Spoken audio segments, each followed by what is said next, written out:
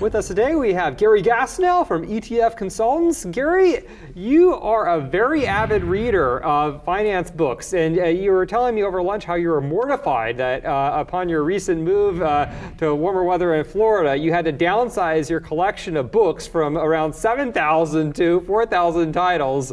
So given your great interest in both finance and reading, what's on the top of your reading list today? Okay, well, first of all, I did not get rid of many of the finance books. They were largely fiction and mysteries. Okay. So I still have the really good stuff, so to speak. What I just finished reading was Flash Boys, which I think is going to be a very disturbing book for the securities industry. It is, I think, an extremely well-written book.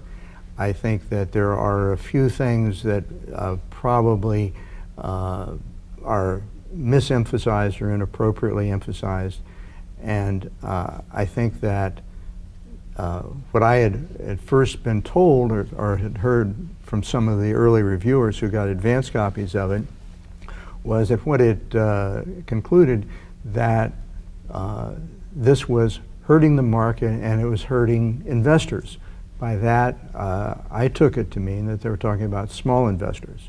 Mm-hmm. And in reality... Referring here to the flash trading, so high-frequency trading. High-frequency trading, yeah. And high-frequency trading has been around a while.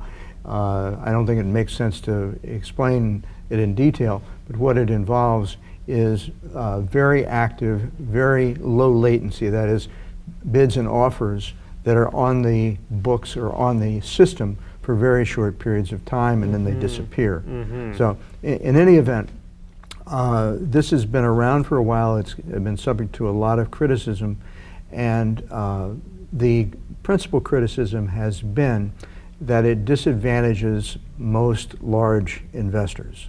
In other words, if you're trying to buy or sell a large block of stock, it will have an adverse effect, probably of no more than a few pennies, but still appreciably in terms of total dollars, right.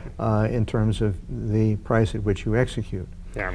And I thought from some of the reviews that what Michael Lewis was saying in the book, that this was disadvantageous to individual investors.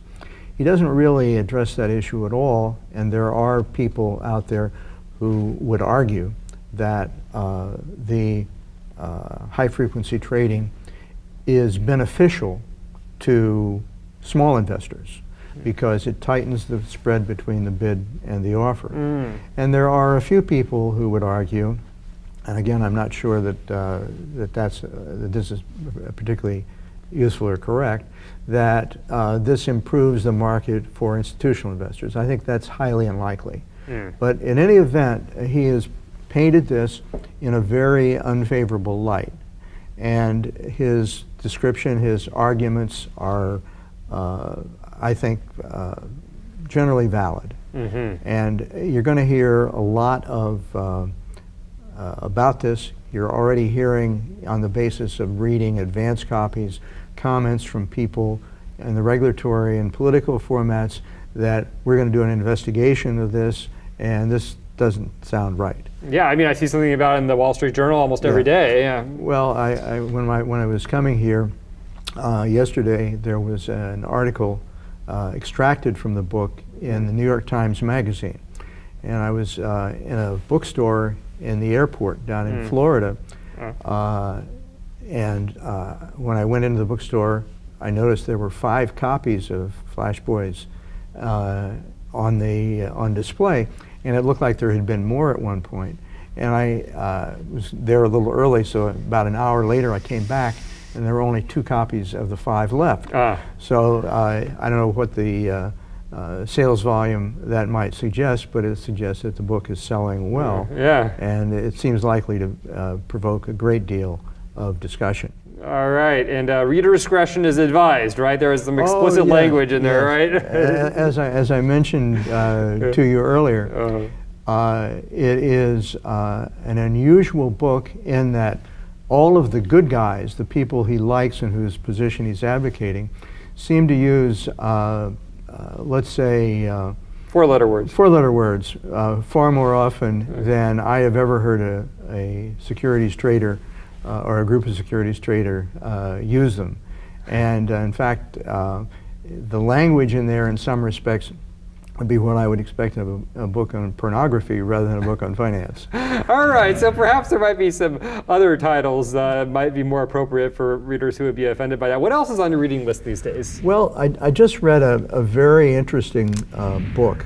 I had I'd reviewed some manuscripts or a manuscript for a publisher, and they said, well, we can't pay you, but we'll give you a credit. You can buy so many dollars worth of from our list of books. And there was one on there that I had not heard of, but it seemed like an interesting thing. It was called Profiting from Monetary Policy, Investing Through the Business Cycle by a fellow named Thomas Aubrey. I subsequently, after I read the book, looked it up on Amazon, and there were two reviews that seemed to stand out because they were talking about readers found these reviews most useful. One of them was a glowing book. It said, this is the best analysis I've ever seen of market timing and what causes markets to go up and down I've ever seen. And the other said, this is a total mishmash. It is almost unreadable. I had a very hard time getting through this. And my conclusion was they're both right. But it's something that I think is very useful for anybody who wants to try to understand what the issues are in terms of forecasting what the market's going to do. Very difficult, yeah. Well, impossible, I would conclude after this. But he holds out hope that someday somebody will do it, which of course suggests that if somebody can do it, it'll already be there, and then what do you do from that point on? Right, so right. I don't know, it's a very interesting book, and I enjoyed it. Alrighty. There are a number of people who whose work I read regularly, and they tend to be on various sides of the issue of whether active management or passive management or indexing is the best way to go. And my answer to that has always been, well, it depends. Yeah. And it depends on some of the issues that you and I have talked about. But two people who come to mind, one of whom I know fairly well, Andy Pettigisto, who has done a number of articles on this, and one of which has been recently published in the Financial Analyst Journal, has been getting a lot of attention. And Cliff Asness, he and one of his partners, John Liu, recently did an article on this issue in Institutional Investor. And those are both, I think, very worthwhile articles.